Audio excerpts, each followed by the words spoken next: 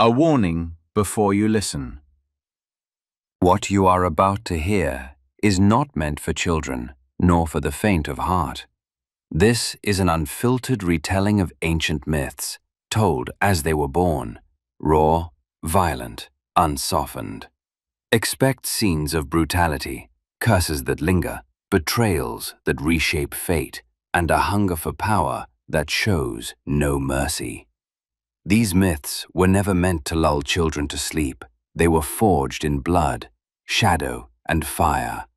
So ask yourself, are you ready to hear them as they were first told? Sources and references can be found in the episode description. Chapter 3.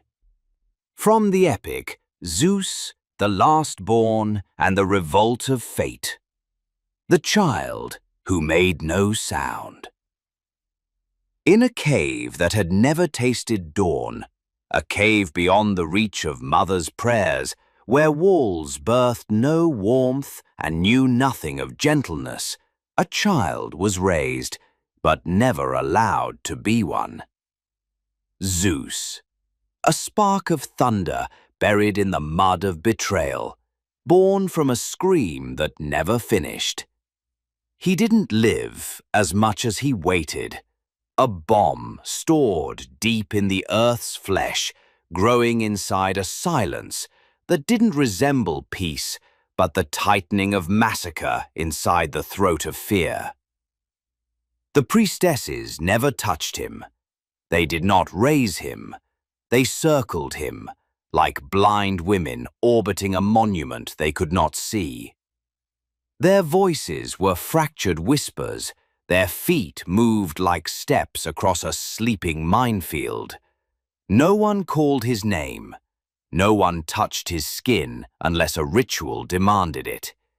Even the earth, which once held him close, now buried him deeper than it ever protected.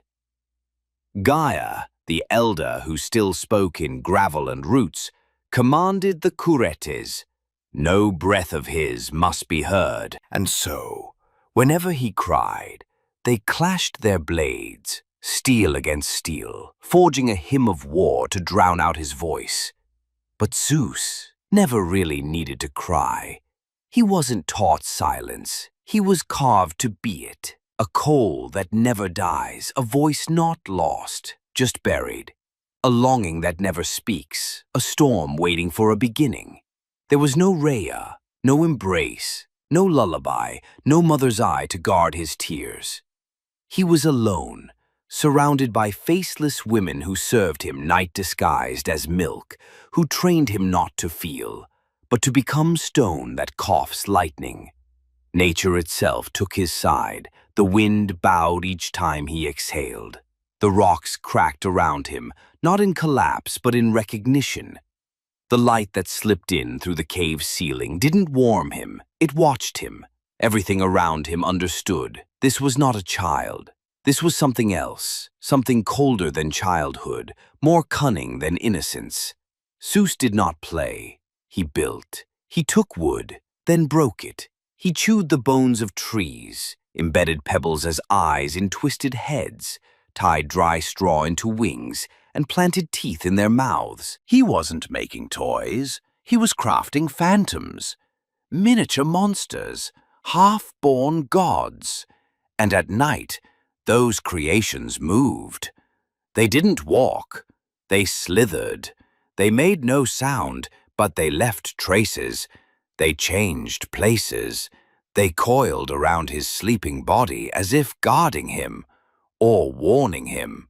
When he didn't like one, he cracked it open, placed a stone in its hollow belly, and buried it.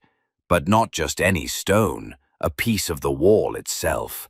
The same wall that had heard his first silence, the same wall that had watched the moment he first understood betrayal.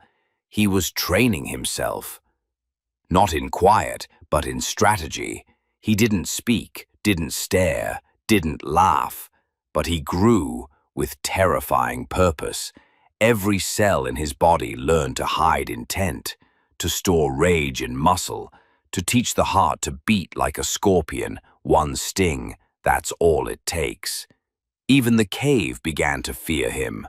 The rocks no longer held together as they once did. Light entered, then quickly fled. The priestesses recited their rites from a distance now, because a child who makes no sound is not silent. He is harboring something, a storm of words waiting to strike as thunder. One night, with no moon in the sky, Zeus rose from his stillness. He opened one of his phantoms, planted inside it a memory, and buried it. His first grave, a tomb for his past. And from that burial, he returned as lightning, as if telling the earth, I understand now. Silence isn't surrender. It's a delayed declaration. From that moment on, no one knew whether he was still a boy or something else entirely. When he stared, you felt the cave recoil. The walls forgot their shape. The air flinched. And when he smiled, you forgot you were underground. You remembered, the sky is waiting for his next step. Because thunder, when it grows silent, isn't resting. It's becoming a weapon of fire. This chapter of the epic has come to an end. But remember, what you've just heard is not a record of facts, but the echo of a myth. A story born from the imagination of the ancients, etched into the long memory of humankind.